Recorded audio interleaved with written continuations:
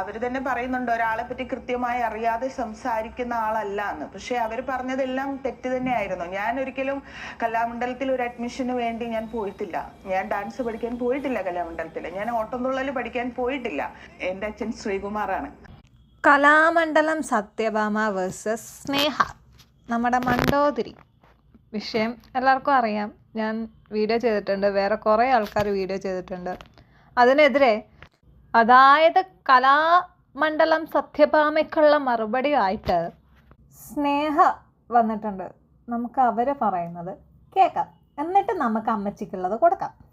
വ്യക്തിഹത്യയാണ് നടത്തിയിരിക്കുന്നത്, അതിൽ ഒരു തർക്കവുമില്ല. എന്തെങ്കിലും ഒരു നടപടിക്കോ എന്തെങ്കിലും പോകുന്നുണ്ടോ സ്നേഹ?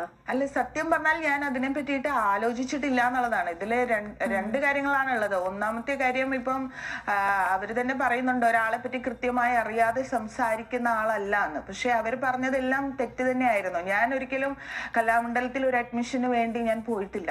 ഞാൻ ഡാൻസ് പഠിക്കാൻ പോയിട്ടില്ല കലാമണ്ഡലത്തിൽ. ഞാൻ ഓട്ടംതുള്ളൽ പഠിക്കാൻ പോയിട്ടില്ല. ഞാൻ കലാമണ്ഡലത്തിൽ നിന്നല്ല ഇതൊന്നും പഠിച്ചിട്ടുള്ളത്. ഞാൻ ഒരു 8 വയസ്സ് മുതൽ ഓട്ടംതുള്ളലും 5 വയസ്സ് മുതൽ കഥകളിയും ഒക്കെ ഞാൻ എൻ്റെ ഏറ്റവും പ്രിയപ്പെട്ട ഗുരുക്കന്മാരുടെ വീട്ടിൽ പോയി. അങ്ങനെയും നമുക്ക് പഠിക്കാമല്ലോ അല്ലെ, അവരുടെ വീട്ടിൽ പോയി ഗുരുകുല സമ്പ്രദായത്തിലൊക്കെ പഠിക്കുന്ന രീതി നമുക്കുണ്ട്. അപ്പോൾ ആ രീതിയിലാണ് ഞാൻ പഠിച്ചിട്ടുള്ളത്. പിന്നെ ഓട്ടംതുള്ളൽ ഞാൻ പഠിക്കുമ്പോൾ എനിക്ക് ഇന്ത്യൻ കൾച്ചറൽ മിനിസ്ട്രിയുടെ CCRT സ്കോളർഷിപ്പോട് കൂടി തന്നെയാണ് 8 വയസ്സ് മുതൽ ഞാൻ പഠിച്ചിട്ടുള്ളത്. പിന്നെ അതിനുശേഷം അങ്ങോട്ടും നമ്മളത് വിട്ടുകളഞ്ഞിട്ടില്ല. പ്രൊഫഷണലായി തന്നെ അത് പല സ്ഥലങ്ങളിൽ അവതരിപ്പിച്ചിട്ടുണ്ട്. കുഞ്ചൻ നമ്പ്യാർ സ്മാരകം, അമ്പലപ്പുഴ പോലുള്ള കേന്ദ്രങ്ങൾ എന്നെ അംഗീകരിച്ചിട്ടുണ്ട്. അവിടെ ഞാൻ പെർഫോമൻസ് ചെയ്തിട്ടുണ്ട്. കലാമണ്ഡലത്തിൽ തന്നെ ഞാൻ പെർഫോമൻസ് ചെയ്തിട്ടുണ്ട്. അപ്പം ഒരുപക്ഷെ ഞാനൊരു തുള്ളൽക്കാരിയാണ് എന്ന് ആരെങ്കിലും പറഞ്ഞപ്പോൾ അവർ തെറ്റിദ്ധരിച്ചതാണോ എന്ന് എനിക്കറിയില്ല. ഞാൻ ഒരിക്കലും കലാമണ്ഡലത്തിലല്ല പഠിച്ചിട്ടുള്ളത്. പിന്നെ രണ്ടാമത്തെ കാര്യം, ഞാൻ അക്കാഡമിക്കലി പഠിച്ചിട്ടുള്ളത് അഭിനയം തന്നെയാണ്. MA theatre arts, MPhil in theatre arts. ഇതാണ് എൻ്റെ അക്കാഡമിക് ക്വാളിഫിക്കേഷൻ എന്ന് പറയുന്നത്. MAയും MPhilഉം ഞാൻ തിയേറ്റർ ആർട്സിൽ തന്നെയാണ് എടുത്തിട്ടുള്ളത്. ദൈവം സഹായിച്ച് ഞാൻ പഠിച്ച വിഷയത്തിൽ തന്നെയാണ് ഞാൻ ഉപജീവന മാർഗവും കണ്ടുകൊണ്ടിരിക്കുന്നത്. എന്തൊക്കെയായിരുന്നു അമ്മച്ചിയുടെ പ്രസംഗം! ഒരാളെക്കുറിച്ച് അറിയാണ്ട് സംസാരിക്കരുത്, തേങ്ങ കൊല മാങ്ങ തൊലി. എന്നിട്ട് ഇപ്പം അമ്മച്ചിക്കൊന്നും പറയാനില്ല. അമ്മച്ചി ആളെക്കുറിച്ച് അറിഞ്ഞിട്ട് തന്നെ ആയിരുന്നോ അമ്മച്ചി വന്ന് പറഞ്ഞത്? ആരോ എന്തൊക്കെയോ പോയി അമ്മച്ചിയോട് പറഞ്ഞു. അമ്മച്ചി ഒരു ഫോണും ഒരു മൈക്കും കിട്ടിയപ്പോൾ ഒരു കസാരയും വെച്ചിട്ട് അങ്ങ് തുടങ്ങി. ഇങ്ങനെ വീണ്ടും വീണ്ടും നാണം കെടാനും വേണം ഒരു ഭാഗ്യം.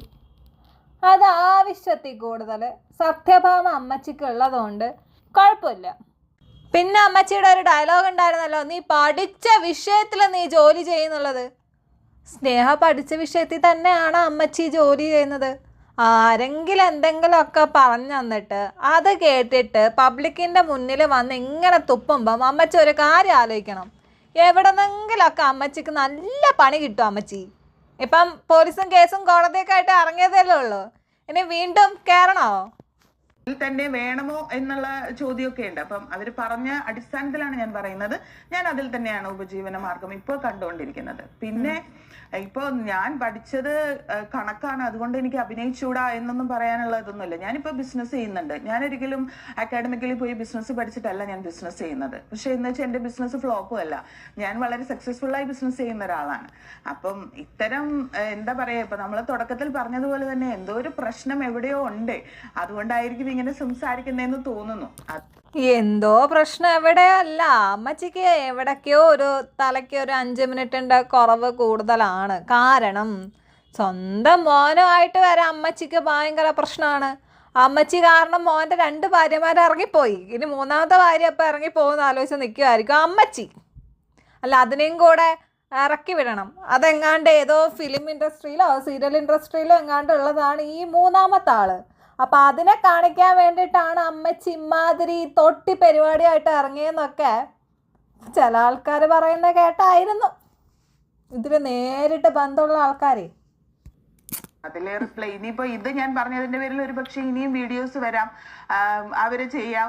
എന്ന് വെച്ച് അത്തരം ഭീഷണികളിൽ പേടിക്കുന്ന ഒരാളൊന്നും അല്ല ഞാൻ. അത്തരം ഭീഷണികളൊന്നും ആരും എൻ്റെ നേരെ പ്രയോഗിക്കാമെന്നും വിചാരിക്കേണ്ട. ഇതിനേക്കാൾ വലിയ എന്താ പറയുക പ്രതികൂല സാഹചര്യങ്ങളൊക്കെ കടന്നു വന്നിട്ട് ഒരാൾ തന്നെയാണ്. അതെന്നെ പേഴ്സണലി അറിയുന്നവർക്കറിയാം. നമ്മളിപ്പം ഞാൻ വലിയ സംഭവമാണെന്ന് എല്ലാവരോടും പറഞ്ഞു നടക്കേണ്ട ആവശ്യമൊന്നുമില്ലല്ലോ. നമുക്ക് അത്തരം സിറ്റുവേഷൻസ് വരുമ്പോൾ പ്രതികരിക്കുന്നു, അല്ലെങ്കിൽ അതിനെ മറികടക്കുന്നു എന്നുള്ളതാണ്. അപ്പൊ അതുകൊണ്ട് അത്തരം ഭീഷണികളിലൊന്നും പേടിക്കുന്ന ആളൊന്നുമല്ല. എൻ്റെ അച്ഛൻ ശ്രീകുമാറാണ്. ഇനി ഇതിന് എന്ത് എക്സ്പ്ലനേഷൻ ആയിട്ട് അമ്മച്ചി വരും? അമ്മച്ചി അറിയായിരിക്കും ഞാനിങ്ങനെയൊന്നും പറഞ്ഞിട്ടേ ഇല്ല, ഞാനൊന്നും ചെയ്തിട്ടേ ഇല്ല എന്നുള്ളത്.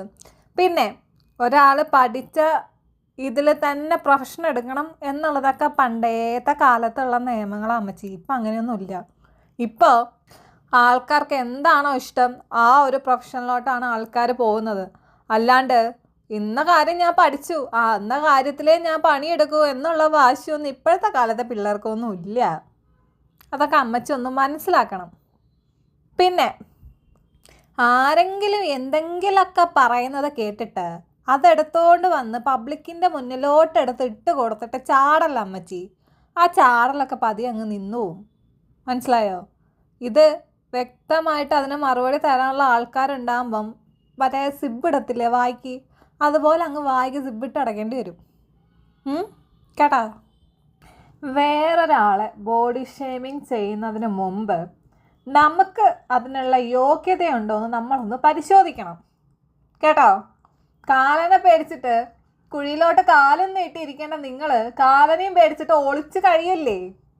നിങ്ങൾക്ക് വല്ല യോഗ്യതയുണ്ടോ എന്ന് നിങ്ങളൊന്ന് ആലോചിക്കണം. സമയം കിട്ടുമ്പോൾ ഒന്ന് പോയി കണ്ണാടി നോക്കുക, എന്നിട്ട് സ്വയം അങ്ങ് വിലയിരുത്തുക. മനസ്സിലായോ? അപ്പോൾ മനസ്സിലാവും നിങ്ങൾക്ക് വേറൊരാളെ ബോഡി ഷെയിം ചെയ്യാനുള്ള വല്ല യോഗ്യതയുണ്ടോ എന്നുള്ളത്. പിന്നെ എൻ്റെ കഴിഞ്ഞ വീഡിയോയിൽ ഞാൻ കുറേ കാര്യങ്ങൾ നിങ്ങളങ്ങ് പറഞ്ഞിട്ടുണ്ട്. കാരണം നിങ്ങളുടെ കയ്യിലിരിപ്പിന് നിങ്ങളുടെ വായിലിരിപ്പിന് അത്രയെങ്കിലും പറയണം. നിങ്ങൾക്ക് വേറൊരാളെ ബോഡി ഷെയിം ചെയ്യാമെങ്കിൽ അതേ റൈറ്റ് വെച്ചിട്ട് എനിക്ക് നിങ്ങളെയും പറയാം. മനസ്സിലായോ? അതേ ഞാനവിടെ ചെയ്തിട്ടുള്ളൂ. നമ്മൾ എന്താണെന്നുള്ളത് നമ്മളൊന്ന് അറിയണമല്ലോ. വേറൊരാൾ വന്നിട്ട് അവൾ ഇങ്ങനെ ഇരിക്കുന്നു വീർത്ത അവളും മൂരുണ്ട്, ഞാൻ പറയുന്നില്ല.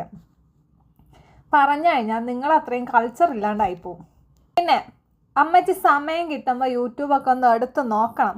കേട്ടോ? സ്വന്തം മോൻ എന്തൊക്കെയാണ് പറഞ്ഞതെന്നുള്ളത് ഒന്ന് കേട്ട് നോക്കണം. വൈറലാവാൻ വേണ്ടിയിട്ട് എന്ത് തെണ്ടിത്തരം ഉടായിപ്പും കാണിക്കുന്ന ചില ആൾക്കാരുടെ കൂട്ടത്തിലോട്ട് ചില അമ്മച്ചിമാരിപ്പോൾ ഇറങ്ങിയിട്ടുണ്ട്. ആ അമ്മച്ചിക്ക് ഞാൻ വല്ലതൊക്കെ പറയും. എനിക്ക് ഞാൻ നിർത്തി. നിങ്ങളൊന്നും നന്നാവത്തില്ല. നിങ്ങൾ നന്നാവുമായിരുന്നെങ്കിൽ ഒരു പണി കിട്ടിയപ്പോഴേ നിങ്ങൾ നന്നാവുമായിരുന്നു. ആ പണി കിട്ടിയിട്ട് നന്നാവാത്ത നിങ്ങൾ ഇനി ഒരു കാലത്തും നന്നാവാൻ പോകുന്നില്ല. അതുകൊണ്ടാ. ശരി എന്നാൽ അമ്മച്ചി.